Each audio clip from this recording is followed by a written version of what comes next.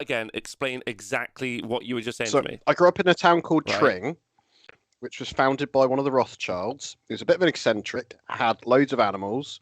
He used to drive his carriage around, pulled by zebras. That's a brilliant way to start the show. Also, my camera is Yeah, hidden. I know. I'm going to sort that out now. Yeah. Oh, we're yeah, live. you are, That's even like, better. Cool. Wrong one. Oh, yeah. You grew up where the Rothschilds were born. One of the Rothschilds had like his mansion, and basically his carriage was pulled by zebras. So that's why my Kragnos is painted like a zebra. Fucking hell! What? What? I know, right? Okay. Is there anything else? That has to be the best intro to a Spice Center I've ever seen. It does have to be the And best. so as a result, we've got a zoological museum. So I've seen a dodo in person. Have you? What? Not an alive one though.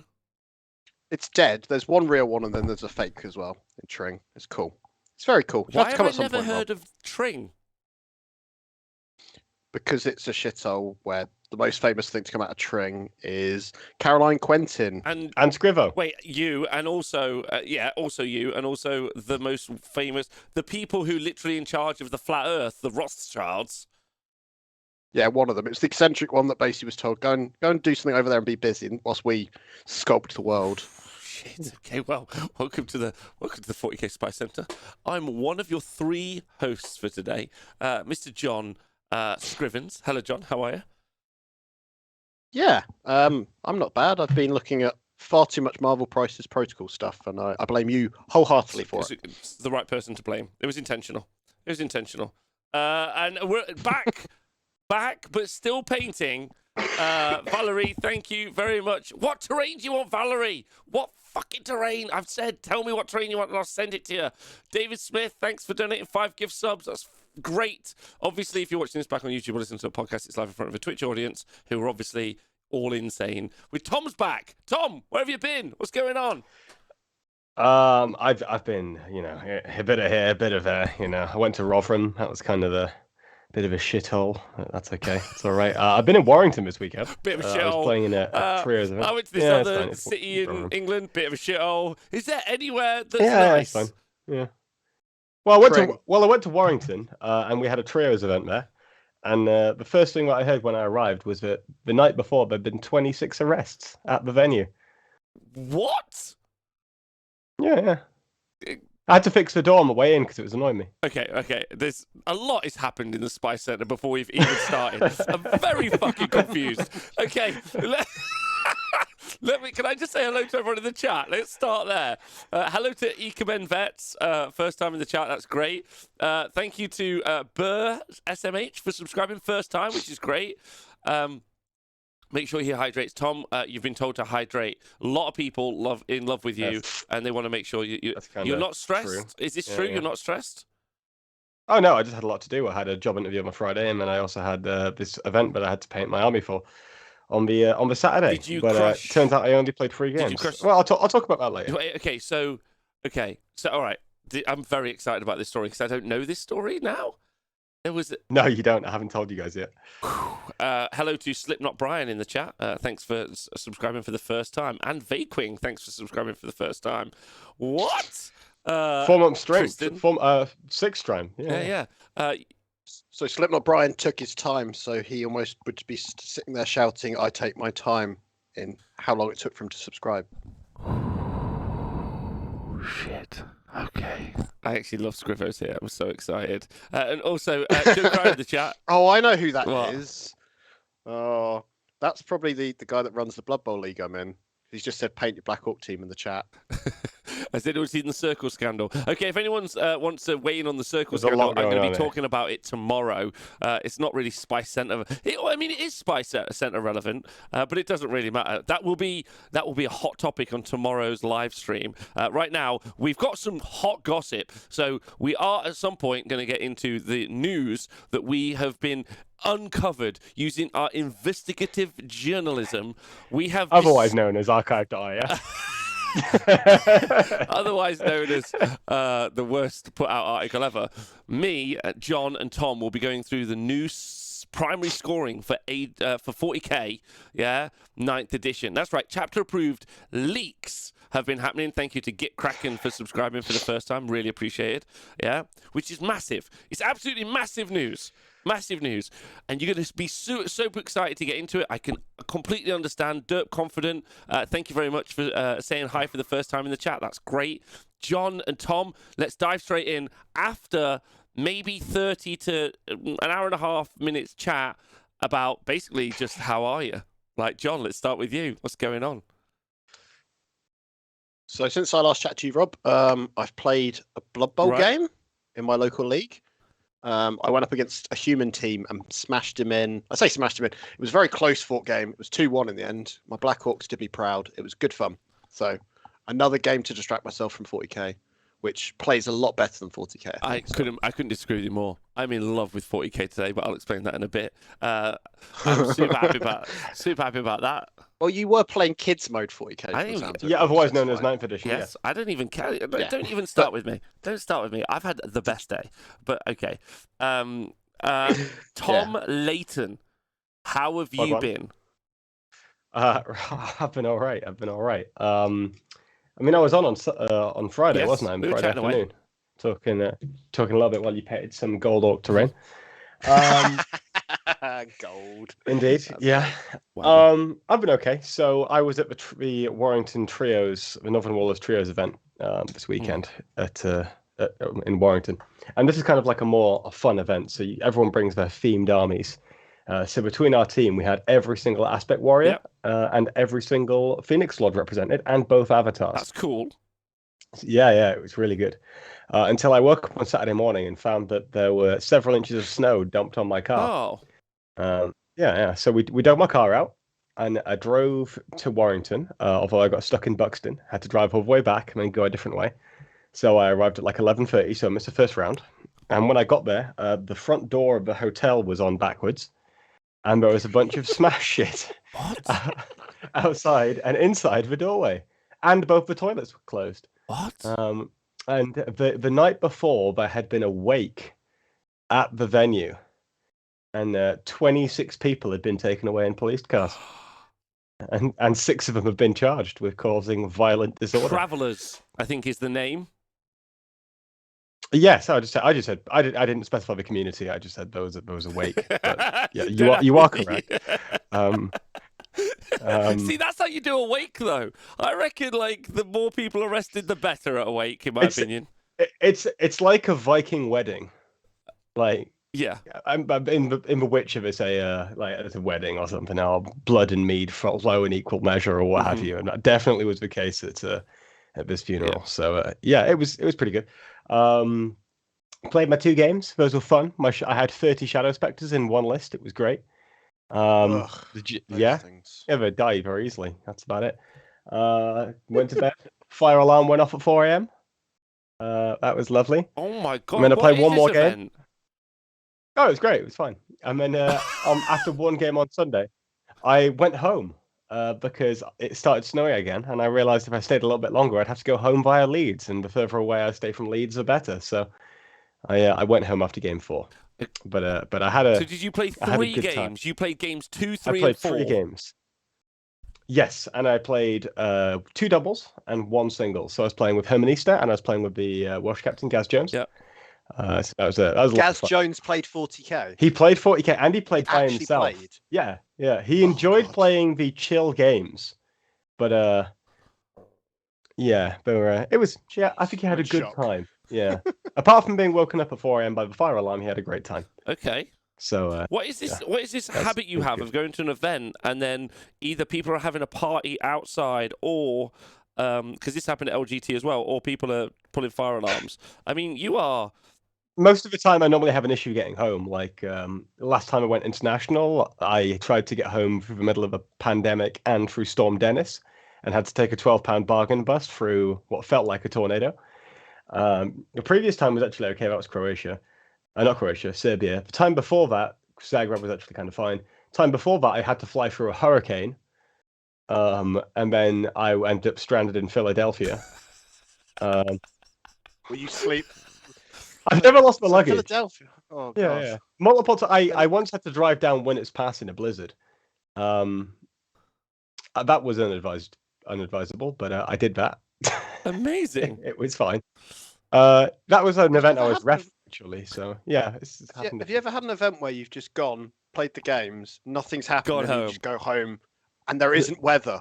Like nothing, or just like something bad happened. Not quite rarely. I can't remember off the top of my head. No, but then you all remember all the ridiculous ones, don't you? I just happen to have a lot of stories. I just happen to have a lot of stories. Amazing. But okay, so the event was at the hotel. Can I ask some classic honest Wargamer questions? Because I've already seen them. I've already seen them asked in the chat. Table height. How was the table height? By normal people standards, good. Okay. By my standards, maybe a little low, but that's because I'm 6'4". So it wasn't, ideal. Okay. But yeah, it was fine. It was okay. Okay. How was the terrain? Terrain was good. It's only like a chill event, so it wasn't like too much of a big deal. It was very functional. We were using the WTC stuff, so yeah, it was all right. Okay. It wasn't really a tournament. It's more like a chill event. Okay, not a chill. Okay, that's fine. It still should be to a certain standard, right? Even for a chill event, you don't want to just be. Yeah, but at the same time, it's not like I'm judging it by the same standards as it would be a competitive event because the functionality doesn't matter quite as much. Well, based on that, some quick questions. Is there, and this is a pretty serious question, were there inside toilets? Because apparently that is There were 3 inside toilets. Okay. 2 of them were out of order because they'd been smashed up by the wake. And then my hotel room also had a toilet, and then there was a public toilet as well that the people could use at the venue. So, yes. Okay, good. Hand dryers, paper towels? Hand dryers. Oh, the people's choice. Dyson or just kind of like a classic? I'm not cultured in hand dryers. You would know. I did not read the label. I do not believe it was Dyson. Yeah, Oh no, it wasn't so like dip your hands in it. Yeah. You didn't go in and go. No. Okay, that's excellent. No. And finally, Classic. smashed up is an English term for destroyed, broken, and crumped.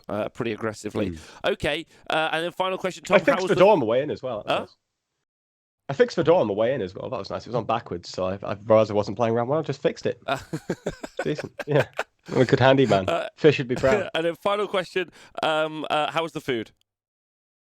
Good, but there wasn't enough. Oh, okay. All right, fair enough. Yeah. So, do you want to talk to us about your games, or not really? Was it a bit of like weird because you're not really? Doesn't matter. Oh, really? Not really. I did play Test in round 4. That was fun. I forgot I had warp spiders. He forgot he had war walkers, so we didn't use reverse units. Great. And then we just ran around shooting each other for a bit, and the young Calm was annoying, and it was good fun. So yeah, okay, that was the last. Was that in the game, or that was in the game? Because it just sounds like all bets were off on safety at this event, based on the venue. I mean, the pre-event was probably the dangerous bit. The event itself was probably. Imagine if you got there on the Friday night, being like, oof. A couple of people did. I think was it? I'll have a quiet couple of beers. Barricade I'll have a quiet couple of beers. Is Leo Crusher in the chat? Actually, I don't know if he was there. You know, he might have been. I know Tess was there. He said he was there with someone. I can't remember if it was with Leo Crusher, but no, he's not. Okay, damn it. Never mind. But either way. Some of the dudes turned up on Friday and got the last taxi out before I stopped sending taxis to the venue because they realised that there was something going on. This is great. This is fucking great. I was expecting none of this. This is fantastic. I didn't warn you. Did you have a good time though? I did. Since I got back, I have not really done anything apart from I've done a couple of bits of painting on some Necrons. I finished The Witcher on hard difficulty, so now I'm going to go back and do it on insane. Okay. Wow. And I've been playing. Do you know Wolfenstein? Yeah. Yes. Yeah. So I played. Right. Okay. I've played about 3 hours of it. The first one, the New Order. Running around shooting people is quite enjoyable. Okay. You mean in Wolfenstein? Well, of course. Yeah. I have a couple of problems with it, but I mean, like. One of the guys that recommended it to me said, "Oh, it's not a game that holds your hand," and they are correct, but there's a difference between not holding your hand and not giving you any information to work with whatsoever. What do you mean, like the 40k terrain setups? I was about to say it's a Games Workshop game, is it? Lol. Yeah. And secondly, like, have you guys ever played Red Alert 3? Yeah. No. So imagine the Red Alert 3 plotline, except they expect you to take it seriously. and the main character gets hit by 2 planes within the first 5 minutes. I'm in. Sounds fantastic. I mean, it's fine. It's whatever. So it's nice. So the plot was kind of plain and simple. Shut the fuck up. That was great, John. Great work. All right. Okay. Cool. Well, not that either of you asked, but I'll say anyway. I played. How are you, Rob? Great. Thanks. What did you do? I played 40k today, and I had a great time. I've got some thoughts though. So Nick, so retired Nick from the 40k show. He 40k Spice Center. Yeah, we still can't talk about what he's up to. Nick, I still can't talk about what he's up to. It's not even announced Although yet. I can confirm that the Warhammer App of the Year Awards is a go-ahead. I can confirm that. Yes. I can confirm that is on the way. So if you guys are excited about the 40k App of the Year, the Warhammer App of the Year Award, it is on the cards. But Nick came over to the venue, which is why I was unable to stream today, because we played some 40k, which is great. He used his orcs versus my orcs. We had a great time. We used also the new orc terrain in bronze that was on the table. So it felt very themey, which I was very excited about. And we had a really good time. Nick had like almost no shooting in his army. I had very little shooting in my army. Just in the Nikos time, correct, Gitley. But I did have some units. I've got some thoughts. I'm going to change at least one of my units around.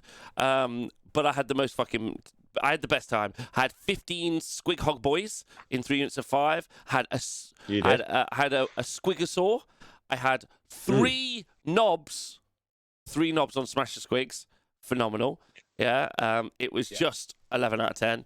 And then I had 3 Rocket Truck Squig Buggies, 2 Scrap Jets, and then I had a Death Killer Wartrike, Weird Knob, and also a Killer Rig, and some Beast Snagger Boys for my troops, basically. And let me tell you, yeah, Squigs are great. That's all I'm going to say. Right? That's why we must protect them from the Graham's Workshop Great Squig Massacre. We should. We need to protect them because I just had the best time. I also, because Nick had almost no shooting and I had almost no shooting, yeah, ignoring the 5 cars I had. I also had John, Tom. This is so amazing. I had two mech guns. 2. Yeah, 45 points each. But what weapon did I take? This is the question. You took Bubble chucker. Boom. You took the custom big cannon that costs a lot of points. John nailed it. Of course he did. Points. I can't go for the one that John said. I took because it's fun. I took 2 bubble chuckers. I was nearly crying. Yeah, because which type of bubbles were you shooting? I was Rob? mainly shooting wobbly bubbles. Clip that. That's 40k. I was mainly shooting wobbly bubbles, right? And it was 3 out of 4 honest Wargamer co-commentators suffer from wobbly bubbles. I tell you what, there's nothing fucking funnier than saying I'm shooting my wobbly bubble at you, or because Nick's very dry, which I love forever. So I'm like, I'm shooting my bubble chucker, and he's like, "What sort of bubble is it?" And I'm like, "Well, it's not a big bubble, it's a wobbly bubble." So it's not a dense bubble. I didn't shoot any dense bubbles at any point. Such a good shot when it does. But it's not. You just want more wobbly bubbles, in my opinion. That's my favourite. Is the wobbly bubbles. Anyway. Any wobbles. Anyway, I had an amazing time. But we also played on terrain at the TSN Arena, which is pretty dense. The terrain here. It's pretty good terrain. Yeah, pretty good terrain. It's pretty dense. I recommend it. There wasn't very many firing lanes at all, so that really helped the combat units. Most of my army was cavalry, so I couldn't really walk through the. I had to go round, but thankfully it's pretty fast. So that was pretty good. I enjoyed that. But basically, Nick had almost no shooting. I only had a little bit of shooting. But I reckon that, and I'm going to be really specific with what I say here. I reckon 40k, each army, you know how you can only have 2 planes per 1,000 points? Yeah. I think you should only be allowed 5 guns. 1 plane per 1,000 points. I reckon you should only be allowed 5 guns per 1,000 points. That's it. 5 guns. How many squig buggies were on the table? I had 3. No, but did Nikos have some? Because he's got some really nice ones. What was Nick running, actually? Nick had 2. He had loads of knobs. He had 2 battle wagons full of knobs. I was running Yeah, He whipped his Yeah, knobs out. yeah. He had 2 trucks with some truck boys, which was super fast. He had more knobs. They're great. He also had a Smasher Squig. No, he didn't have a Smasher Squig. He had a Beast Boss, but his Squigosaur is a robot. mecha Squigosaur. Amazing. Yeah, so cool. Fucking cool. So also, were you Goths? Because you were talking about Goths before. Was Nikos Goths as well? No, he was it was blue. He was Death Skulls. Yeah. It was great. Cool. It's great. But my point is, and I'd like your thoughts really quickly, 5 guns per 1,000 points. Because it's just so much more fun fighting. How are you defining guns? Like, because otherwise you've got like millions of sluggers in that army. Like 5 per real guns. Do you know what I mean? Like, the sluggers don't count as real guns.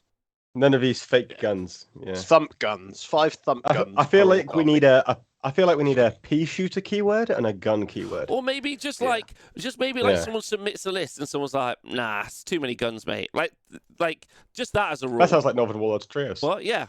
Something like that. Yeah, well, we just said, nah, this kind of ass. I don't want to play that.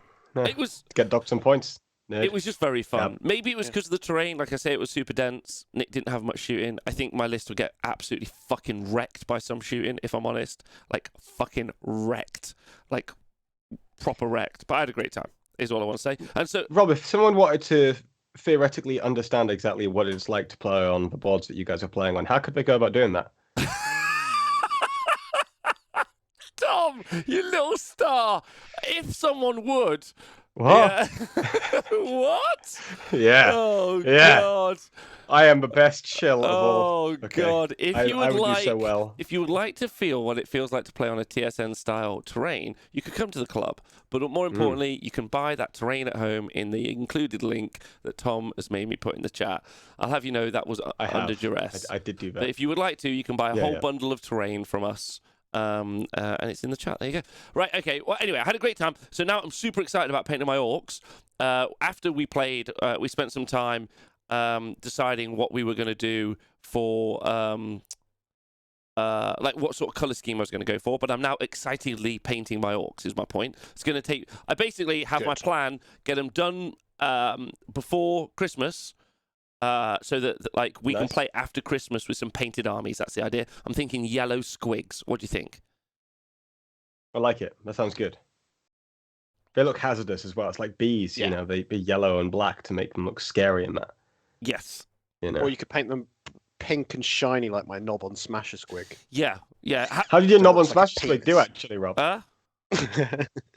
How do your knob on Smasher Squig My knob on Smasher Squig did great. I had 3. I had 3. I originally had 4 on the list. Then Nick reminded me, obviously, I can't have 4. All right, yeah, go on then. If you both want to quiz me, go on, quiz me. Fucking quiz me. Go on, what do you want to ask me? I've got everything in my head. Did you know you can do Warpath and... Yeah. The Power of Gork? Might not be that. Fist of Gork. No. Yes. The one on that you could do on the squigs for the jaws. On the squigs, Roar of Gork or whatever You didn't it's called. know either. The one that you does didn't extra. know either. No, because it's the one I used. It's cast on a 6. But you can do them both on the squig boys, you know? Yeah. Fucking unreal. Unreal. And then doing the extra damage on the bites. Spirited Gork. Unbelievable. Yeah. Because you can do 4 mortal wounds on a 6 if it's your Squigosaur boss.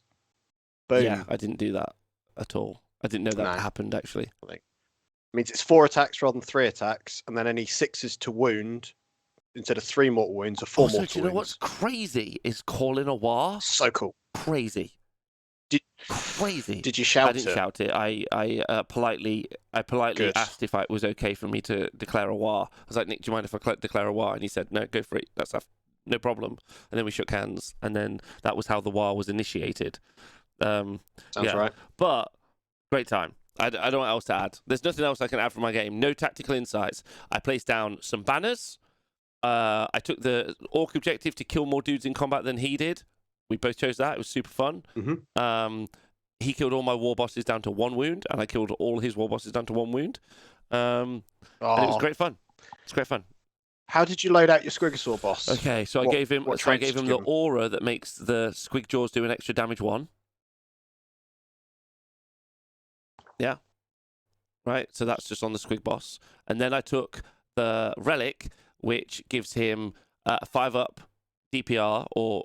So beast Claw Mantle, or whatever it's called. The one that's 5 up DPR and an extra attack. But I forgot he gave you an extra attack for the entire game. And then so he's got 7 attacks, 8 on the wire. Did not know any of that. And then he also got a 5 up DPR, which is fucking class. Loved it. And then the aura, and I said about the aura, so it's great. It's great. So all my squid hogs were just fucking smashing. They're great. But do you know what? Do you know their shooting attack is damage 2? I had a great time. It's so good. Anyway, I've got nothing else to say about it. I don't want to. Go on. Do you want to take the piss out of me now, or do you want to ask me what Tekken second? No. It's really nice to hear you excited about the game. What secondaries I took? So you took the one to kill more stuff. You did raise banners, and the third one, I'm guessing, was engage. It was engage, correct? Boom. Because you're not going to take you've taken one of the orc ones, but also. What else are you going to take? It's a very mobile army, kept moving stuff around and saying rod at Nick, and he said that it was not correct. So I stopped doing it. He was like, that's not a rod. I was like, you got to be infantry. Be a fucking rod. You don't know. And you can't be a character, and you've got to be within a certain distance of a certain board edge. Yeah. More than 6 from the centre. Yeah. More than 6 from the centre line between two. More than 6 inches from any other. From the thingies. Yeah. Any other. All I'm going to say is I had a great time. So if anyone wants to come at me about it, it was a great time. So I'm going to play more 40k. And that's kind of the point, right? If you're not enjoying it, what's the point of playing the game? So if you're enjoying it, great. I think Nick was like fucking super nice to me though. I think he like built an army to make sure that we could do some fighting in the middle, and then he didn't necessarily war really early with his tank boys, so he could have maybe wrecked me. But it was his competitive list that he's taken to the Nottingham GT, so it was great. Was it Truck Boy Mega Knobs? It was Truck Boy regular boys, and then the Mega Knobs were in the Battle Wagon. In the Battle Wagon, okay. So it was great. Anyway. We had a lovely time. I loved it. Thank you, by the way, to everyone in the chat for saying hi. So nice, especially Plumey, who's the first time in the chat. Hobby Corner, hello. Hope you're well. Yeah. Rod doesn't mean giving people your rod. Okay. I had a great time. And now I'm excitedly, you guys won't be able to see this, I'm excitedly painting up fucking as many orcs as I can. So that's what the show's going to be about, which is where I jump out. Would we like to talk about the news, or do we want to jump straight into the hot gossip with the news after? There's news, but isn't the hot gossip? Well, there's news. Okay, get to the fucking leaks. All right, let's do that. Okay, you ready? Tom or ready. Let's John, go. are you going to take me through it? So we can... You take us through it. Well, firstly, I want to point out that this leak actually came out over a week ago, Rob. Don't know if you know this. Okay. I believe it came out on the 40k Adjacent show 2 Thursdays ago. Before any of you normies got your daily dose of Goonhammer accidentally leaking shit they probably thought was public at this point, considering this is a thing that's going on this weekend. But Games Workshop are hosting an invitational event full of some Americans who are going to be playing some lists built using the new chapter-approved 2022 points costs. Okay? And they're going to be playing the new chapter approved 2022 missions. Okay. Now, James Kelling, who is an American, wrote an article on Goonhammer, basically talking about. Big fan of Goonhammer. Congratulations, love Goonhammer. Yeah. This invitational event. Okay. And I would assume he was under the assumption himself that this information was public, as he is one of the people playing in this event, and so he has all the details on what the lists are going to look like and what the missions are going to look like. So he's posted about what he's going to be doing. But of course, this is not public. And so the article disappeared an hour or so later. But luckily, the internet is a marvelous place. It is. Where nothing truly ever disappears. Okay? So here, we have a paste bin. Yes. Of said article. Yeah. Which tells us exactly what Goonhammer posted on their site without double checking first.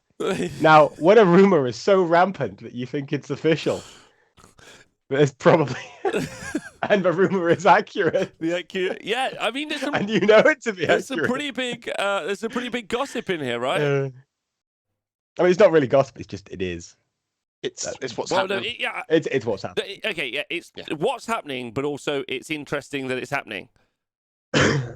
Indeed. So, shall we go through exactly what's happening? Please do, as I paint these boys as fast as I can. Can Rob? Can you repost? In fact, no. I put that. I'll just go and get the paste bin. 1 second. Okay.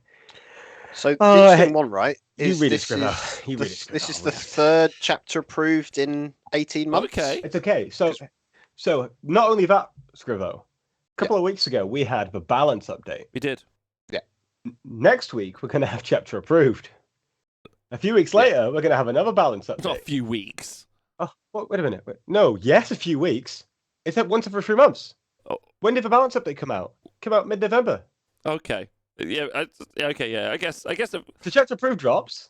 You then have Christmas period, and the start of January, already halfway through to the next balance patch. That's true. Yeah. Oh, excuse me. One second. Oh, that's a bit soon, isn't it? That's quite soon, isn't it? How quickly do they want to drop these balance patches and these changes to the game? They haven't even released any codicils, and this is fast. I suppose if you fast forward, but yes. I personally think it's fine. I mean, if I can just count multiple weeks in advance, yes. Just letting you know, I've played 40k today, had a great time, so it seems balanced to me. Yeah. And don't worry, Rob, the game will be very different in 2 weeks, and 6 weeks later, it'll be very different again. I hope you enjoy keeping up. Balanced to me.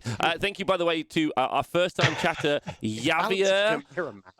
Thank you to Javier Sension Navarro. Thank you for... Nice try. We'll take it. It was close. Thanks, Grey Watty, for resubscribing, you fucking legend. Go on, carry on, John. Tom, sorry. Oh, no, I just wanted to be smug about the fast releases. That's all. Scrivo, can you read out the paste bin? Because when I read something, I don't tend to... But don't read out the whole thing. It's read it. I like follow the whole along thing. with tournament.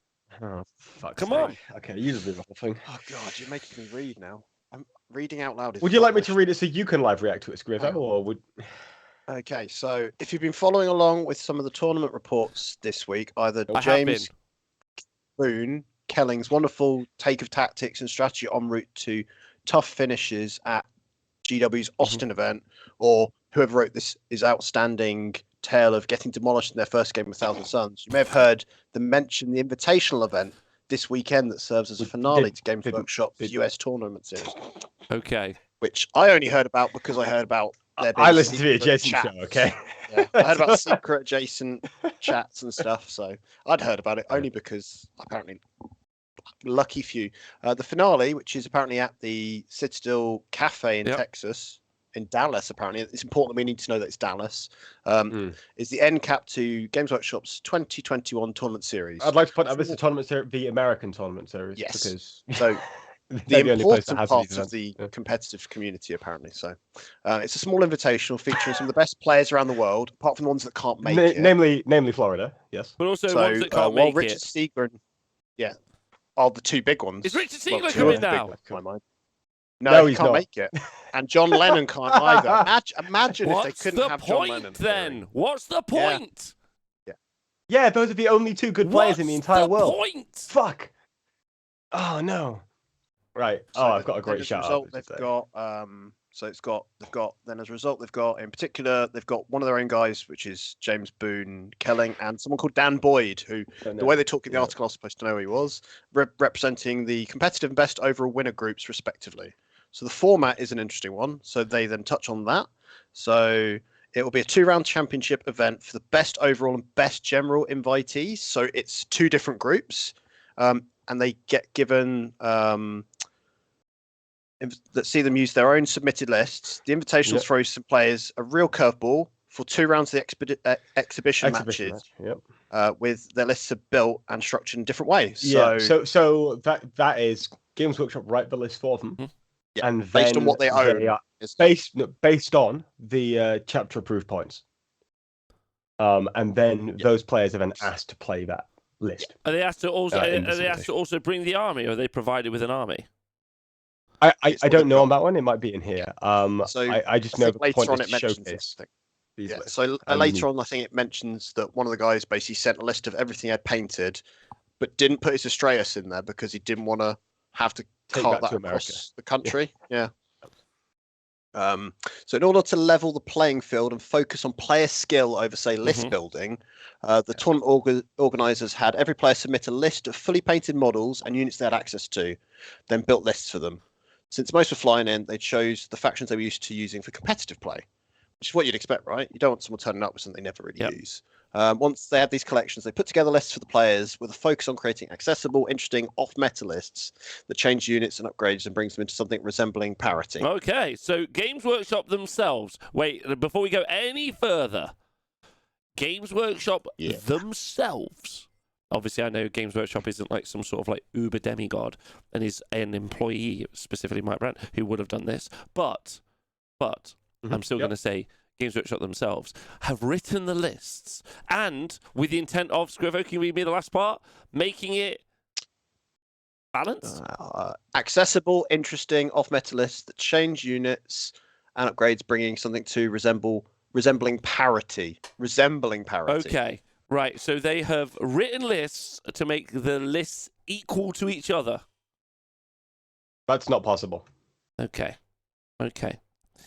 That feels like a challenge. I respect the effort, and I think it's a good. It is a challenge, but it doesn't really matter, because if you're already asking like Games Workshop to submit lists for players, you're never going to take it seriously as a competitive event anyway. I think it's a good idea just to like showcase the lists and what have you. I think anyone who takes it too seriously is probably a bit of a mess. But as a concept, I think it's kind of cool that they're showcasing these. Yeah, I don't hate it. Yeah, like they're like, hey, look, this is how the new thing's going to work, which is quite nice. And especially if they do it live, which I know they're going to live stream the thing, right? So you'll be able to check it. So it'll be all new chapter approved stuff. Although, how do we feel about, like, surely this should have been announced by now if they're going to be doing it this weekend? What, that it's going to be live streamed? Because there's been no marketing for this. Well, yeah. Because like, it said that it's going to be live streamed anywhere? Yeah, it said they've done a community I would article. assume so. Otherwise, what's the point in doing it? They've done a community article. Yeah, what's the point in doing it? Have they? Was that today? No. Yes. No, earlier in the week. Yes. Because earlier in the week. But then why would they take this down then? Because it just mentions that they're doing an invitational, Is it meant to be this but weekend not any specifics. or next weekend? Oh, I see. Okay.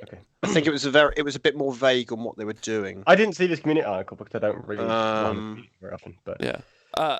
Trying to see, I can't even find the article. So maybe their article went down as well. Maybe that's why Goonhammer thought it was appropriate, because they saw. But even well, let's go with the assumption that there has been no advertisement of this event whatsoever, and this is the first thing that we've seen. That seems really weird for an event that's happening this weekend. Yeah. Chat, do you have any access to any of these articles? Yeah. Can you find any mention of this event anywhere? It was buried in an article. I think it was buried in the pre-order. It's not cancelled. Oh, you're right. It was in the pre-order I think bit. it's the pre-order one. Look at me, because it's right at the bottom. Because you were looking at all those battle boxes, going, I definitely want all of those for £130 each. There you go, Locked Doors. They have a Facebook post about the schedule for the weekend. Okay. Is this the event that Falcon announced? Is it link in the chat? It is. It is that event. Yeah. To be fair, he didn't announce it. Yeah, apparently. Oh, yeah. 29th of November, they did an article about it. So it was already up there, but no one. Oh, no, it's the article about their events. No, there isn't one. They have. Oh, it is on there. It says there's just. Can you put US a link Open. in the chat somewhere so that anyone can access US Open, and it says 4th and 5th of December, and it's on their Twitch. Yeah. And that's it. Hey, I told you. That's all it says. It doesn't go in any detail. Because maybe they wanted it to be a surprise. Like, you've turned up, you're like, ooh. Like, ooh. Yeah. You turn on your Twitch.television and you see this on there. Oh, okay. They have not really mentioned the new missions. So one exhibition match. Surely that would be a big part of the appeal. It would be a big part of the appeal. It would be. Which makes you tune in then. You'd go and actively choose to tune in if you wanted to see stuff being shown early by competent players, right? I mean, I don't want to see Manny Chima just playing some random shit he was given, unless I know about the showcasing something. Do you know what? It's a good way. Like, of all the people who I want to see play new missions, it's going to be the people who are going to fuck up new missions, right? Like, as in, not as in fuck up, as in a mistake, as in, like, push them to their limits. Tear them apart. Yeah. Stretch their limits. I'm super pro this. I think I'm super pro this. Yeah. I don't think it's like Tom says, it's a tournament, but it's like a great way to showcase new stuff. Yeah, 100%. 100%. Especially funny. Thank you to an anonymous gifter for donating 5 gift subscriptions. You absolute fucking cutie. I'll have you all know. Christmas is coming up, and we only make money when people give some stuff or donate money. So, thank you. That's great. Really appreciate you. No, don't spoil the exhibition. The new rules being used. Keep it secret so nobody knows they join anyway. All right. Okay. So, do you guys think it's exciting? Yeah, I think it's cool. I like the idea. I might have actually considered tuning in if they'd actually promoted that this was the thing. Yeah. Okay. Oh, have they not? Have Paul and Nick? Have they Not- said Paul not and Nick are publicly. going to do the commentary? They're the first streamed matches between them, between Mike Brandt and Nick Nanavati, actually, if I remember rightly. Which I think Mike's actually beaten him. Wait, are you actually being serious or? I think it was 1-9 was their kind of Like, their tally. I think This is. it was in the Let's give a article. way. Can I Actually- just say that? Let me We find actually it. need to know if this is real I or think not. this is real. Let me But find while it. John looks at it, Yeah. can I just say that this has got real dad playing football with the kids vibe? Like this. Yeah. Have you read that fan fiction yet? No. I'm not reading the fan fiction, Tom. Would you like me to read the fan don't fiction read out the live fan on air? Fiction, right? Okay, I get it. Right. I'm Let gonna me go open get the fan the fiction. saved web page because I've got No. it here. Thanks, Nineball, for subscribing. Have you got the fan fiction? No, you shush on the Let's fan go find fiction. it. John's going to tell us about the. What are you saying, John? Right. So the first game is an exhibition game between Mike Brandt and Nick Nanavati, who we are reliably informed likes to party. They had to put that in the article, apparently. He does Yeah, do but that. that's yes. that's that was it. unfair. That's the man, like Yeah. genuinely has had close to like an issue, and you don't fucking put that in an article, like. Yeah. I found that cringy because as someone that has also struggled with knowing when to cut themselves off, I can You appreciate literally it not don't being made a reinforce joke. someone's like destructive self behavior. Yeah, It ingrains it. That's fucking- It's not nice. So, but then they've put reliably. Sources have said that Nick has somehow combined 1-9 win rate against Mike Brandt of all time. So it seems like Mike, with his freebooters, has gone up against Nanavati's Thousand Suns, which is apparently a horde of rubrics with rhinos and Scarab Terminator support. But it doesn't say anything about Mike's freebooter army. I'm guessing it's probably a lot Wait, of hold buggies and planes. Did the guy who write all the lists get to write his own list for balance? I'm imagining And so. his For, opponent's in list. the interest of Opponent's fairness, yeah. And his opponent's list. That's By the way, more How do you- importantly, I found the fan fiction. huh? I found the fan Look, fiction. we're not talking about the fan fiction, Tom. Like, if everyone else, for people who are out now, they're now listening on Twitch or YouTube or listening to it as a podcast because they're Hydro homies. Well, they can't read it if they're driving a car. Like, I need to give Well, it. to tell them where they can find it and then stop talking about it because we can't. It's in its Twitter feed. The dark place, Simba. What is that place? That's the You dark need to- place.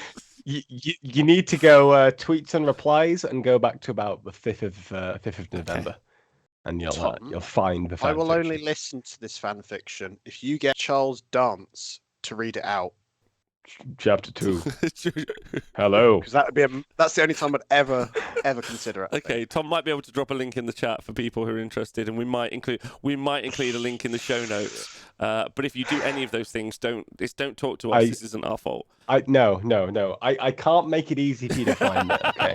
I Do the work. I either need to like package it up and deliver it, or I need to give you subtle hints to find it. But I'm not just Not just giving it. firing it at That's your fair. name. That's fair. No. If you No. do It happen needs to be done if you do properly. happen to You need find it to- though, please do leave some comments below. That would be great. Okay. You need to appreciate the So- material. Okay, so we're all happy. We're all happy that we're going to get to see this stuff live and it's new. Yeah? Yeah, Yeah, it's I'm down. exciting, I'm right? down, Okay, I'm rad. down. Yeah, I can't wait to see what they might have We done. all think it's hilarious and- that someone has written like lists in parity, especially if they're playing themselves against the competition. No, I don't really care. It's an exhibition thing. I don't really mind. Like, no one but idiots will take it seriously as a competitive event anyway. Okay. No, but that's not the point, right? Yeah, like anyway, yeah, okay. And then we then actually find some. Oh, John, sorry, carry on with the article because I'm excited. Right. So the next bit is, in addition to the list building format, the games will use the new missions from the GT Missions Pack Oh. 2022. So major changes to the mission rules, changing how the scoring works and how they're played.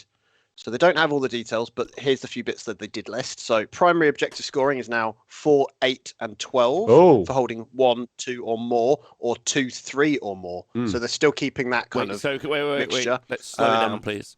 So, So currently, if you're scoring a game that's hold 1, hold 2, hold more, you'd be on. You'd score 5 for holding 1, 10 for scoring for holding 2.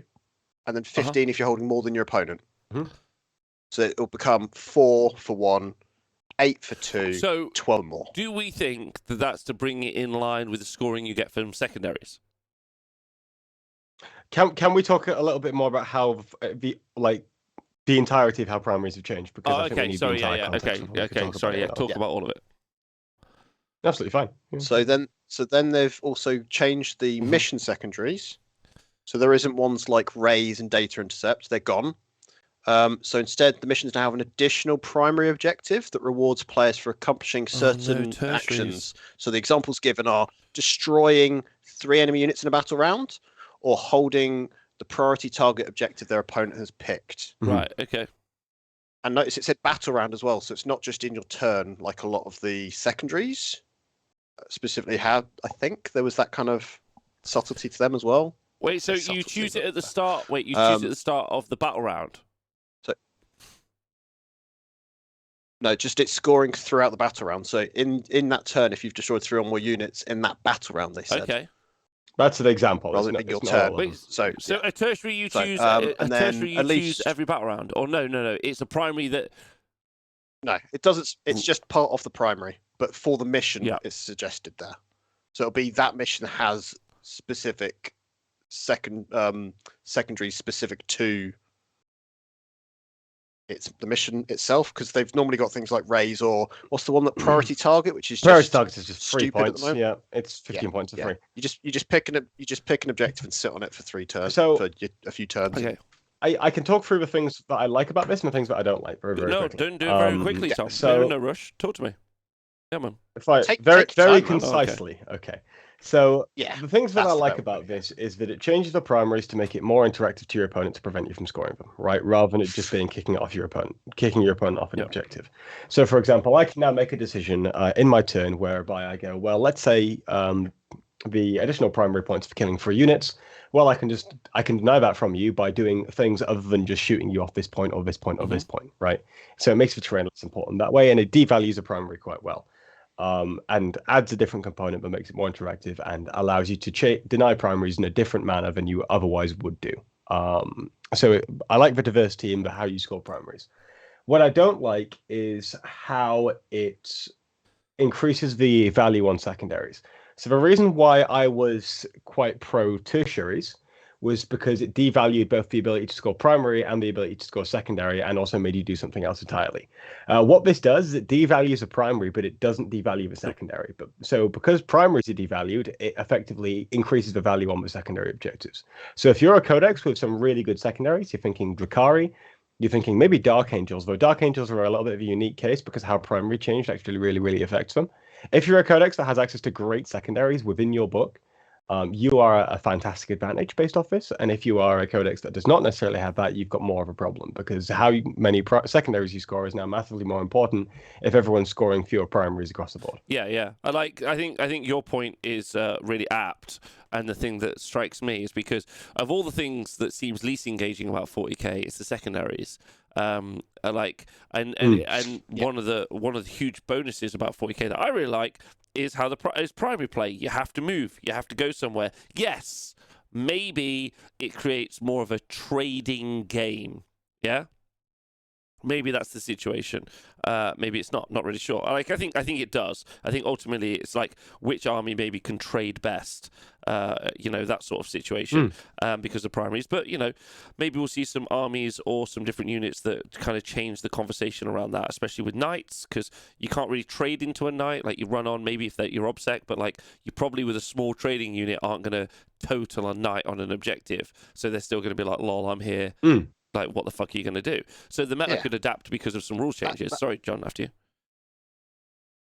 That's as a good example. You've just said, so killing 3 units as part of a primary, are you going to kill 3 units against when you're fighting knights? Maybe not. So that completely shifts that as well. So I just think but I agree with you. Like, I really like the primary. I really, really do. And I think the secondaries are the most boring part of 40k. Like, again, like what I'm talking about is I want to have fun. Yeah. I want the game to be competitive. The game's already competitive. People play it competitively no matter what. And I agree with Tom. I think it will be just a lot more fun and engaging if it just feels like more bookkeeping for the same result. Do you know what I mean? And actually, I'd just like to see the secondaries devalued. I think that's it. Whereas currently we've just devalued by primaries. I think this is a better way of doing primaries. 100%. It's I like not primary. It's a tertiary, right? It's not a primary at all. It's a second way of scoring a primary, so it helps you cap can't we just say it's a tertiary? Because a tertiary would be different because it devalue both the primaries and the secondaries. For example, let's say I could score 45 points on primary, 45 points on secondary, and then I had an entirely third thing. If it was a tertiary, I could score 45 points on now. Right. So can I only score a max of 12 points now on the primary? Yes. So it caps at 32. Does it? Wait, 32 or 36? Okay, that's even worse. Previous missions that might have scored you 40 easy points would now only score you 32. That's not a cap, though. So it's not capped, no. No, so that's excluding the other thing. My thing 12, is, if currently secondaries make up 50% of the points that you can score on the table. Yeah. Right. If you were to have a 30 points primary, 30 points secondary, 30 points for a tertiary, it would be down to 33%, and it wouldn't matter as much, right?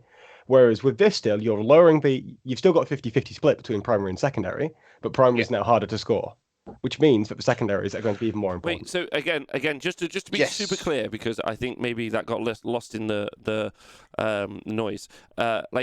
So I hold one objective, it's 4 points.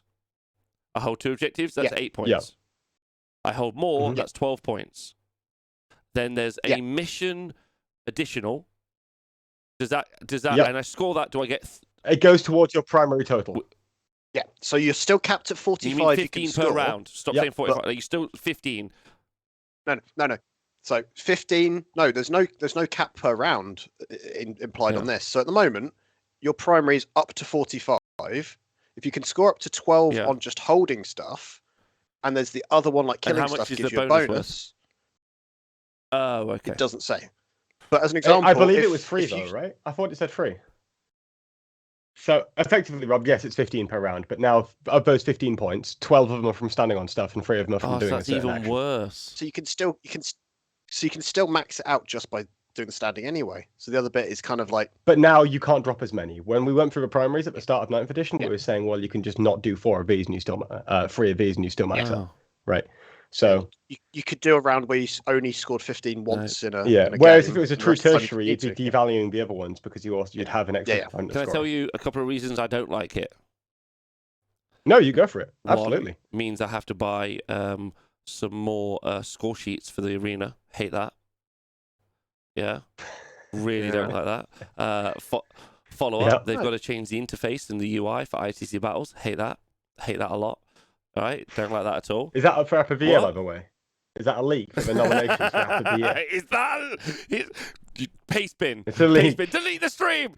There is no 15-point cap on primary. It just so happens don't click right it. now the most you can score is 15 per round. We don't know yet if the new system has a sort of cap per turn. Of course, thank you, McWhirp. Of course. Yeah, because I just had a look and there's no date like number detail for those extras, but I imagine it won't be massive swings. It'll be a number to make it kind of. At the moment they're going for the 4 8 12, places is the best bit. I think it's the best. It doesn't want to give you the freedom to not move places, though, right? So, a lot of the strongest armies right now are those that can just walk up and trade with impunity. Whereas it wants to also give freedom to armies that don't necessarily want to do that and want to sit off a bit more. What I'm saying, I agree. I already said this already. Like, it's a big trading game, right? Like, I agree. 100%. No, it's fine. I'm just saying that there are ways to stop that, like with, for instance, knights as an introduction and other stuff. Yeah, absolutely. Right? Without just basically devaluing, as you said, Tom, the primary and making what I think is very boring. Like, unless someone actually brings a little flag, I don't think you should be allowed to raise the banners. Change my mind. Hey, you laughed at my banners. Rob, when I came to your event with my 4 banners, you laughed. I think you should sell banner packs on your terrain. Blues. You know, I would buy some. All right. wait. Gitley says, this feels like Games Workshop missed the target here. Secondaries need addressing, not the primary. John, what do you think? So when we were talking about the potential of them doing things like this before, I think the reason they're avoiding it is because of the impact it would have on all their printed materials. Because if you think about it, all the books have the secondaries with their scores. If I had to then go through and that entire page was wrong, it'd be frustrating, right? And to me, that is, my brain is almost like they've ignored it and gone, right, we're not touching them because we've printed them. Not because they don't even want to acknowledge that they're potentially a problem. It feels to me they're kind of going, that's our stuff we got printed. We've got to sell those books. People might not buy them. We might see new, like so it's been said in the chat, who is it, by Lojax, we might get new secondaries as well in Chapter Approved. That's where they're found, right? So... True. Yeah. True. But if you still already have a great secondary in your book, it kind of insulates a blow a little bit. It does insulate it. Because it's not getting changed. And everything we've seen from the stats say that Codex secondaries score more than Chapter Approved secondaries. But maybe there's going to be a cap on secondaries as well. Like, maybe you won't be able to get higher up, or have more points per round with secondaries. Maybe they'll cap it, like, lower. Yeah, maybe you could just do 10, 10, 10 as a maximum for your secondaries. Like, and then it's super interesting, right? Yeah, that'd be good. No more camp. Although it'd require an entire rework, but yes. Yeah. You have to move now. No more camping at scoring and scoring almost max secondary points, says Get Cracking in the chat in his thoughts. First time chatter, thanks for joining us.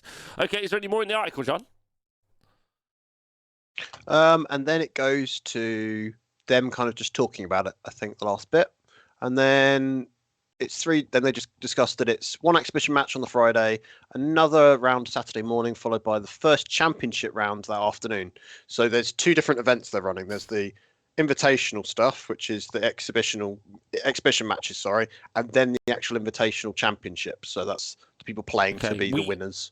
Maybe. And then the second exhibition round, and then so they're basically alternating as well. So it's an exhibition round, then an invitational match, then an exhibition one. So they're trying to spread out and drag it across the weekend. Okay, all right. I mean, it's just fitting it in over a weekend, right? Like with a break. Yeah, it could have been a day. I think it's nice. Like a bit of coverage, and also if the commentators have had like an in-depth briefing on all of the stuff, it's a great way to go through a process of learning, I think. Which they will their venue. Tom, sorry. It's of course. In a home location as well. They will have had an in-depth briefing, so this will be our first opportunity. Yeah. Also great for Games Workshop because they're like literally biting the teeth of the content creators, right? They're like, lol, we're going to put all the information out first. So that's super interesting, I think. Everyone's going to have to sign an NDA that they would not leak the missions, etc. Yeah. The funny bit of this is that Manny is going out for it and then playing Necrons, says Hermanista. You got any thoughts on that?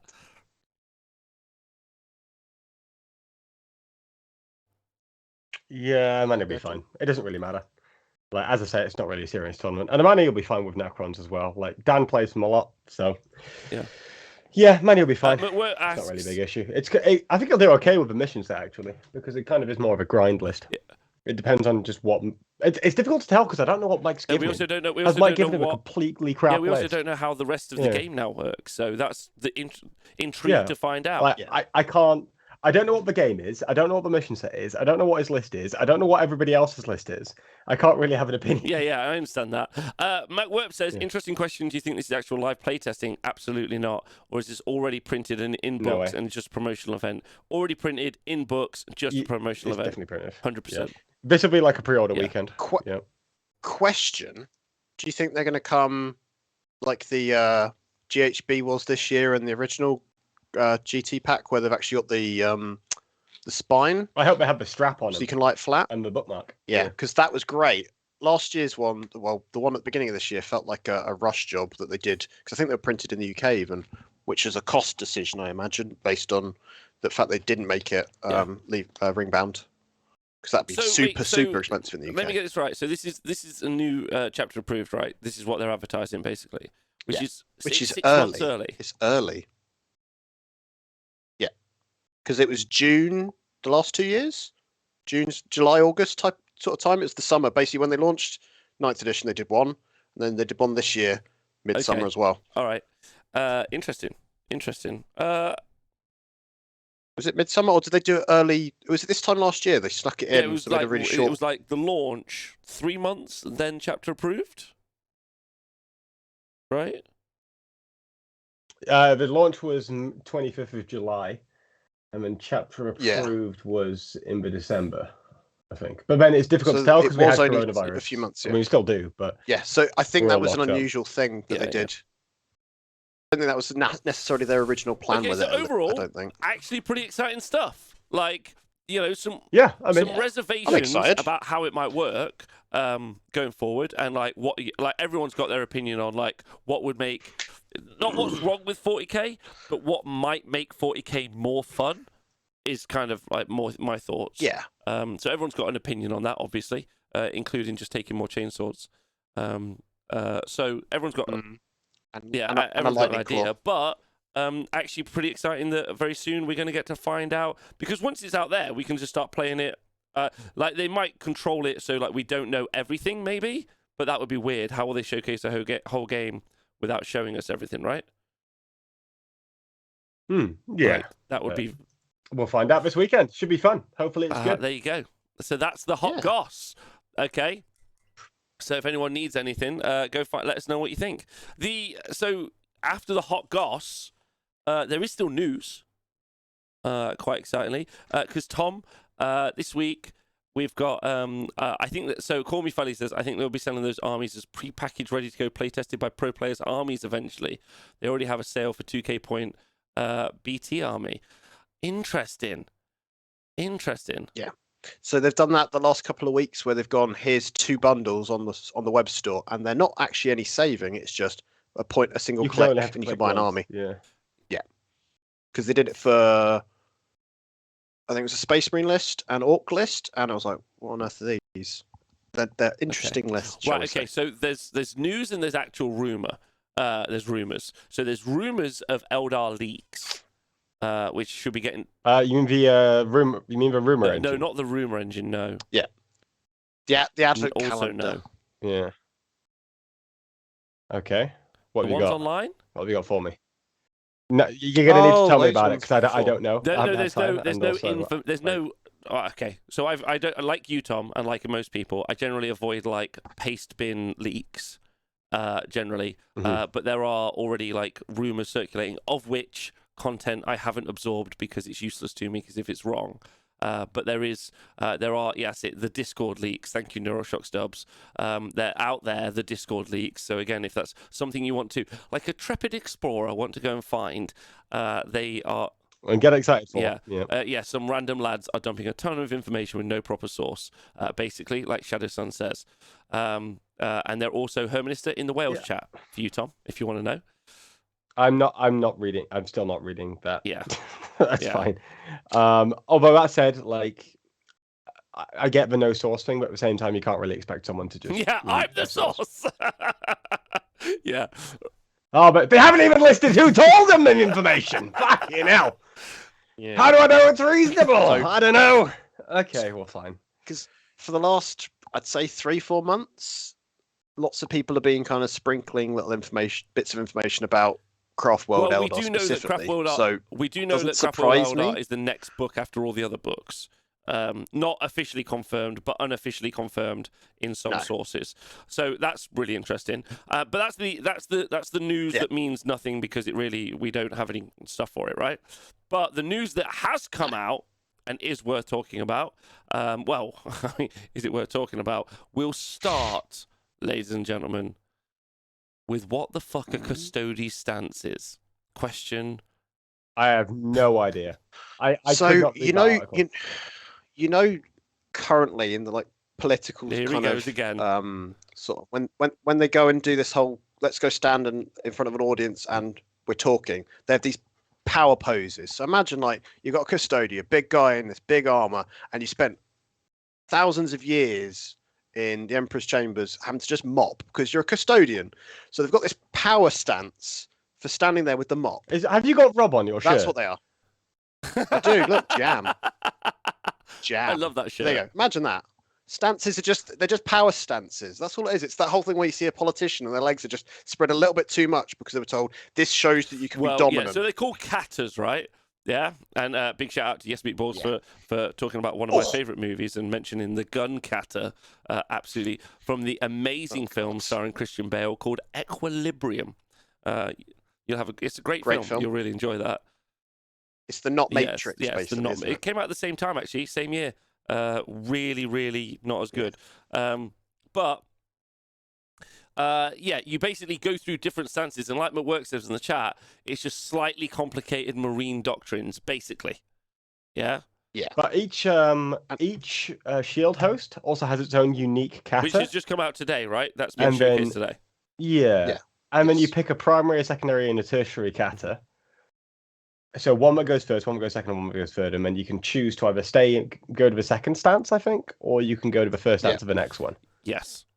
But I couldn't read the article, so I'm not entirely sure. It was not a well-written piece. I'm going to be honest. I don't think the and then if two of your characters Shield Host one was either. I think the guy that got given the Shield Host one was like, what the fuck does this mean? Like, I'm going to be honest. After the first one, I didn't read the Shield Host one, and I just skipped straight to the rules. I actually just read the rules off the tablet thing. I also had already read the Gene Steel Occult one that day. I was about to ask you about that next. But before we move on to that, John, what are your thoughts on the gun katas? I think it's interesting. I like a lot of these articles now. I don't like seeing just a snippet of the information because it doesn't give me any context to get excited about. No, but at the same time, you kind of have an idea of what your faction is going to play like and what would be valuable, right? So I'm looking at back. So I like it, but I'm kind of. So, for example, I'm looking at that Gilded Guardians one where it's like ignore AP1, and I forgot what the second bit is, but regardless, it looked quite good to me just because I understand how custodians want to play, and therefore I know it's quite valuable. And they've got there is actually a main thing as well, isn't there? There's the Emperor's Chosen Shield Host. You can always just be that instead, apparently, rather than just picking one of the actual Shield Hosts. So there's a few different options there.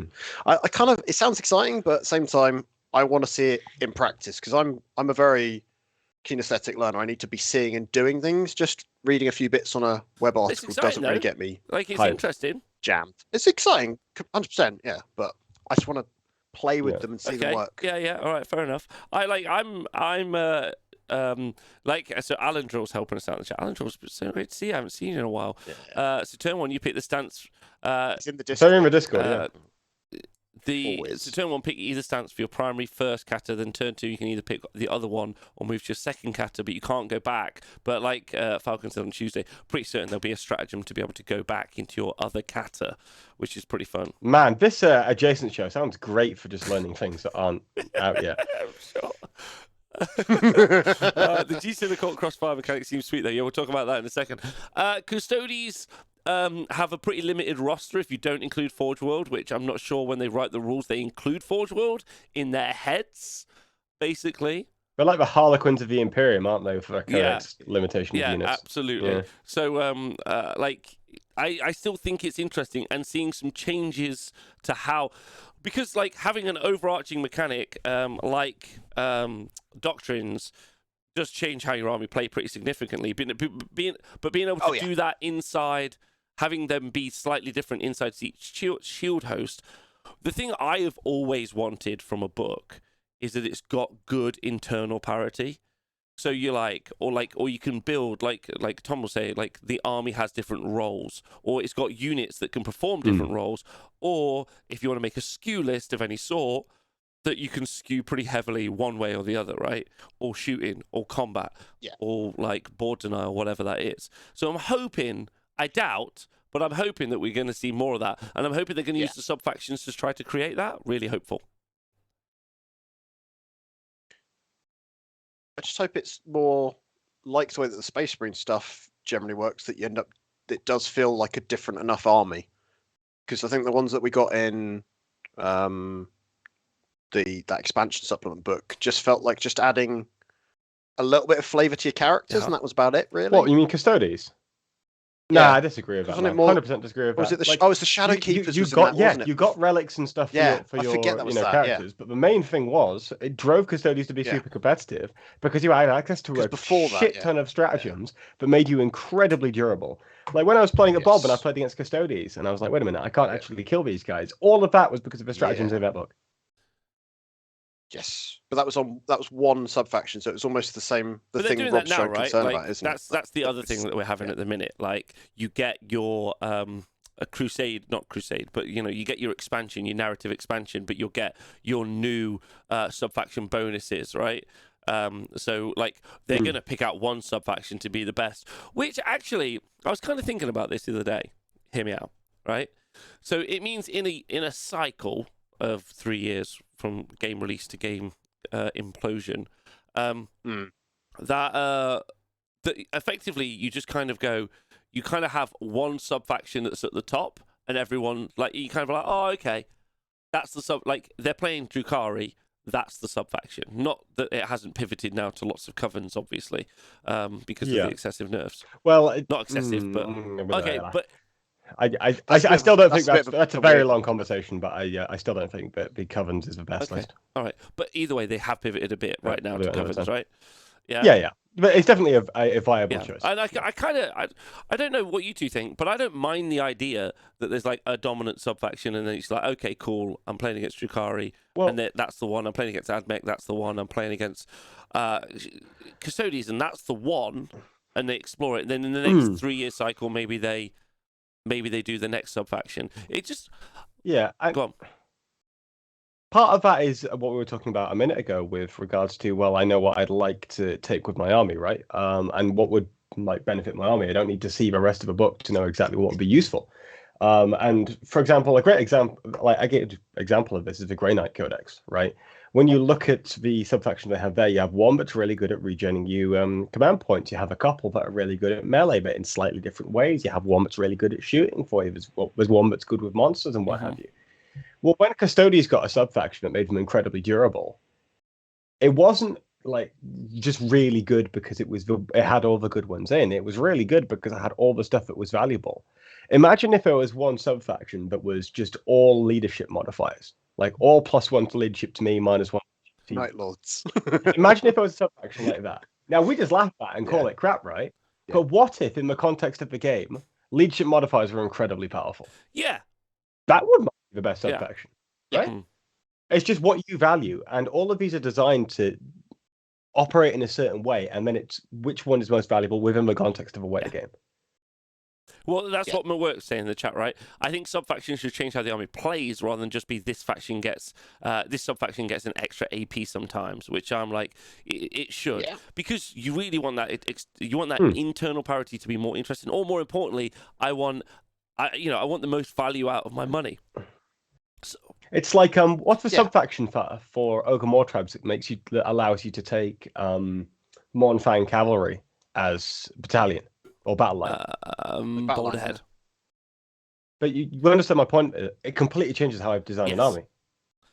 Because it's like its own unique faction compared to having just a bunch of fat boys just walking around. Now I have these fat boys riding pigs everywhere. Yeah, I'm absolutely with you, Tom. I think like changing what are even troops, like via sub-faction would just be absolutely 11 out of 10. Like that would be super cool. Like, and like it's weird that you do a speed war, right? But you still got to take dudes on foot as your troops. Like, unless you're playing the Army of Renown, and then it suddenly changes. It forces you to not want to play the game necessarily how you might want to play the game if you were trying to play the missions. Yeah, that's done via general, not sub-faction. Sometimes it's done by general, sometimes it's done via sub-faction, zip, zap, wrap. Depends on the army for AOS. But it would be fun to see that in 40k. Because, for example, I wouldn't mind being able to take multiple Squig Hog units as troops. Right? If I was to play, I don't want to take Beast Snaggers at all because my guys are already toughness 5, toughness 6. So Beast Snaggers doesn't really, as a sub-faction, does nothing for my army. It's a redundancy. But if you told me that I could take more Squig Hog boys as troops choices, right? So I could go over the threshold of 3. Oh boy, I'm in a jazzy place. Because You are. You're basically going back to 7th edition, Rob, because if you had a speed war in 7th edition, your bikes could be troops. Well, specifically, if you took certain HQs in like 5th and 6th edition books, you could take certain units as troops. Same like it was the war boss on a bike did that, I think. It was like if you took a Corn Lord, then you could take Corn Berserkers as that's troops, rad. for example. Yeah. Why can't we do more a of war that? boss allowed you to take a war boss allowed you to take a unit of knobs as troops. Also awesome. Yeah. Yeah. And it's simple, and it's like I can't remember. It was McWerp said it in the chat a minute ago. It's like it's the dynamic of when you've got, say, land speeders and bikes in Dark Angels. Those units become very different just because of the subfaction they are. They're one of the few exceptions where they get an invuln for having Jink. That's a subtle little change. You also get a bunch of units that are unique, but also actually get used. Yeah, as well, on top of getting those extra bits. It's quite cool. I'm vibing on that. That would be really fun to see, right? Like long story. And maybe they'll get there. Like, I think there's a lot of like experimentation that needs to happen. Maybe we don't give them enough credit. Maybe. Nah, I think we do. It feels like they're trying to do it through Armies of Renown and weird subfaction-based attachments instead. So, and instead of making them troop, they give them OBSEC, like they've done it with the Speed War, getting the bikes with OBSEC, or Ravenwing OBSEC bikes, or Deathwing Terminators with OBSEC. That seems like their route they're going with for it, though. Yeah. Rob, we can give them enough credit when they finally put me in that fucking Blood and Glory article I was meant to be in, cunts. Give me my credit, you pussies. Come here. I don't know why. Squig Hogs can't be troop choices. And who was it that said? Was it my spirit animal in the chat? Shout out to Grubby in the chat. Big love. Eldar incoming. Hurrah! Oh, yes. It was Warhammer Lumineth in chat. Troops if. Yeah, like Beast Boss on Squigosaur. That would be like that rad. Like if you have Mortarion, why can't you have Terminators as troops? Right? Like you got fucking Mortarion. Do you know what I mean? It feels like he should have his bodyguard on the board because they need to protect Big Daddy. Yeah, exactly. Maybe they're saving it all up to sell you more books. I mean, obviously, Dave. Like, but my point is like what I like is I feel like with the amount of analysis that gets done now, like we started doing this Wargamer 4 years ago, right? There wasn't tons of online deep analysis of 40k Age or anything, right? There was obviously some, of course, right? That's not to say that's what like we jumped in at, and it's not to say we were the only people that have done any analysis, because that's not the case. There's been lots. What's been great is huge swaths of different communities have started to do deep analysis over and over again in loads of different ways, stats, all sorts. I mean, to be fair, when we started, I don't think 40k Stats Center existed, right? No, it didn't. That was a couple of years so in, literally stats didn't exist for the game, which is pretty fucking wild. So like my point is like I feel like we're getting closer and closer to some actual like, oh, okay, what makes games more fun? Like what makes games more engaging, right? Like, and as that happens more and more in the community, and as like people push back against that, or we're going to see with this thing at the weekend, maybe they're finally learning, and that's only great for us because we're the consumers. We just get to play games and have a laugh. As long as some travelers haven't destroyed the venue, it's fucking game on. True. That's a great way to end the show, in my opinion. Cut that there. We haven't talked about shit. Okay, right. Let's chat. Can we talk about that when I understand what it fucking means? You sure? Do you want me? I can read through it now with you if you want. Well, no, can we talk about it next week? Because it seems like one of those where if I shoot through one of my units into one of your units that's already been shot, then it's, But this is one where it's actually important for the context because I need to know whether or not Gene Stealers are now meant to be coming down and shooting. I mean, this is rather than coming down and charging because this is your guys, right? You've got that box of Gene Stealers which you always show off. Apart from Grey Knights and Eldar, yeah, they're probably my guys. You excited? I've got like 3 guys. Excited? Yeah, I'm pretty excited. I am actually very excited. I am full ready for Gene Stealer cults, and I really want them to be fun. I think they could be really cool. John, what are you thinking so far? I want them to be not too difficult to play, but at the same time, I do want them to be a fair I want them to army. be mega difficult to play, dude. I want them to be rewarding. I don't want it to feel like it's a point and click thing. I like the idea of you having to work for the jank. I want this shit to be so oppressive when you're playing against someone who knows what they're doing with it. Like really knows what they're doing. If they're shit Can at I give you some it wish falls lists? flat. That's what I want. Yeah, go for it. I want stuff like because obviously they're the working class rising up to overthrow their proletariat lords, right? Oh no, not proletariat lords. Like, you know what I mean? Of course, yeah. Yeah. So I want like they kill it. Yeah, because they've joined a cult. Cults are cool, man. If you're a leader, make money. If you're a follower, unless it's have Pardos, fun. in which case, you know. Pardo cult. Yes. Fucking hell, that guy. Isn't he a GSC then? I've joined the Pardo cult. I'm in the Pardo cult. I'm not even gonna. I've joined the Pardo cult. I've joined it. I've joined the Pardo cult. But my point is, right? Because of course, obviously, like the Gene Stealer cults, I want to overthrow the leader of the Pardo cult. Is the point? Pardo. But my point is, what I want to see is stuff here like if you take down like a character, yeah, you get like an army-wide buff because you're like taking out the means of control, yeah. Right? Yeah. Do you know what I mean? You're overthrowing the masses. Taking out the middle management. Yeah, you take out that middle management, Space Marine Lieutenant. You take out the Chapter Ancient. Do you know what I mean? And then finally you get all boy to big boy Bobby G, who's been oppressing the workforce for far too long. Exactly. From behind exactly. the desk. I maybe even want to see game-to-game buff. Last game, you killed 3 characters. You get to go with an innate buff. How about this, Rob? How about this? Every Gene Stealer cult army comes with a 0-point High Lord of Terror. Nice. Yeah. Okay. And the High Lord of Terror is under the control of the Gene Stealer cult player's opponent. Oh no. And their job is to protect the High Lord of Terror, because if that High Lord of Terror gets killed, the Gene Stealers go fucking mental. Fucking, I'm in, right? Because why does it have to be a blip? Yeah. How that already sounds way more engaging than a fucking blip, right? That's great. Imagine that. I mean, the entire point of the blips was to be unengaging. That's why people were using them to screen out epic flyers. Imagine this. You're there like, oh my god, what secondary I'm doing? Okay, I've done engagement on all fronts, yeah, no problem. Okay, I've done the primary. Oh my god, what's happening with the High Lord of Terror? Like, you can narrative can still be competitive. Yeah, you cowards. You're just talking about Crusade, Rob. You are just talking about Crusade. No, I'm not Carrying talking about something Crusade, on from your previous game is Crusade.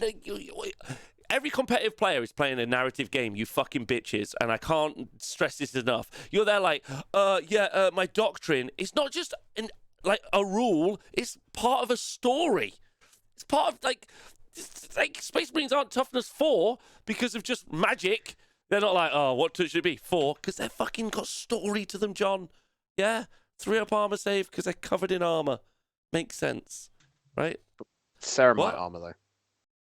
Ceramite armor, though. That's why it's only 3. The next time someone says to you, like, fucking name me a subfaction like that does something, pick one. Pick me. Simon Han, it makes you go faster with bikes. Okay, all right, and then just do this. Yeah. Why? Because they are Wind Rider dudes and they drive jet bikes around and they're mad. They lean into it. Yeah, they're like they go around corners. They're like Hell's Angels in that they're well good at driving their motorcycles. Fucking story, man. It's not Crusade. Because red ones go faster. Crusades is dumb shit. That's why I painted all my witches ginger. Why? Why? To make them go faster. They've got +1 to charge because they cut the stretch. See, this is my point. It's all story. Yeah, narrative gamer, We're all boys. narrative gamers. Competitive gamers are narrative gamers. Narrative gamers are weird. That's how it works. No. Wow, are you calling us weird, you dick? Competitive gamers are also narrative gamers. So you're competitive and narrative. Narrative-only people are fucking weird. That's where I'm at. I thought you were going, competitive lives to narrative. Narrative. Forget stichishness. So you joined the dark side. Some of the most competitive and not in a positive way players I've met have been people that only play narrative-friendly games. Well, that by definition isn't competitive. Competitive implies there's a competition going on. If it's just one guy rolling up and stomping a 12-year-old for shit. They're playing their own little game, that's the point. Yeah. And then the final bit is open play, yeah? School shooters. Who does that? Yeah. Yeah. Fucking school shooters. I just turned up with as many models as I wanted. Why? Why do you need no structure? Like I started the show It's talking fucking about libertarian Warhammer. No one wants it. I started the show by talking about me playing Wolfenstein and how it was an FPS game, and you made me clarify that I was shooting people in a video game, and here you are making school shooter jokes.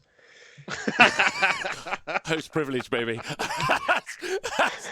I'm a host. What? So you're telling me all this stuff at the start about co-hosts is bullshit? I'm not having any of this. Rob's a hypocrite, Wargamer. Oh, right. Anyway. I mean, I've got him back to rights, chat. I've got him. I'd also like absolutely everyone to know I watched every single part of the most recent Warhammer Plus Battle Report. Loved it, start to finish. Now, do you guys got any shout-outs before we go? Plus, it's open play. Yeah, they're doing kill points. Yeah, can I give a shout-out very quickly? Yeah. I'd like to give a shout-out to u/Glarg on Reddit. Doesn't sound like it's going to be good. And the reason why I did this, no, because Glarg made a post on Reddit the other day. It was hilarious. It was a joke post called Siegler's Thick City Lists and how he keeps coming up with these lists. And yeah, so basically it was a joke post about how innovative this big meat list was and how it was a genius creation. And everyone took it in the comments section, took it so seriously. He had to come in and put a comment in and say it was just a joke, guys. I wanted to meme Anthony. Really? Yeah. Amazing. So I thought that was quite a funny joke. Well done, Glarg. Well done, Glarg. Good job. Congratulations to Glarg. John, any shout-outs? I've got two, actually. I'd like to shout out intern Matt, because it's his 17th birthday today. He won't be watching. Yeah, it is. I'm going to keep making this joke. One more year and he can start drinking. And actually buying booze legally. As opposed to flirting with people he table bosses with and getting the alcohol for free. Yeah. True. Oh, that's scarily accurate. And then I'd like to shout out to JW Gaming. It's a local company to me. Yes, who makes game mats. Yeah, he makes game mats, which are really nice. And he's literally the next town along from me, and he makes them. So I was like, all right, nice. Really nice. So, why? There you go. Just thought to celebrate. No, question. Why? Like, why has no one made gaming carpet? Like, have you tried? Funny story, Rob. Oh, funny story. I'm in. Historical wargamers use thick carpet to make fields. Yeah, they do. It's not fun to play on because it's the same problem with just flat stuff. It doesn't actually add anything. It's just sitting on top of it instead. Yeah. It just looks like cornfields. Stick stuff to MDF, just stick it to a bit of carpet. Yeah. That's actually a fucking smart idea. I'm going to try that. That sounds fantastic. Imagine the texture. It'll smell after a couple of years. That'd be an issue, probably. Mate, a gaming event smells after 2 hours. Like, what the fuck are you talking about? All right, good. My shout out is to Nikos. Long may he live. 7th of his name. Very funny. Because I played Warhammer with him today. It was great. Thanks everyone for tuning in to the Honest Wargamer and the 40k Spy Center. John and Tom are fantastic. If you give it up to them, please. This is great. It's true. You are wonderful people. You can find them both on Twitter at InnesWilson. Is what their Twitter handles. You can. And there's their links in the chat. If you guys want to go follow them, you should. They're both great. And shout. Oh, my Twitter is wrong, by the way, but I'll repost mine. Oh God, that's an old thing, isn't it? Yeah, it's definitely not. That's a very old Twitter. There you go. Go follow it. We can't have another hour. I'm sorry, everyone. So good love, loads of love to all of you. But I am live for almost all of tomorrow. So join me early. For more than 24 minutes. Yeah, you can have the extra hour just then. And he'll be talking about Circle Gate. Circle Gate, tiering stuff. It's going to be fucking great. So I'll see you guys soon. Thanks, everyone, for tuning in. Bye.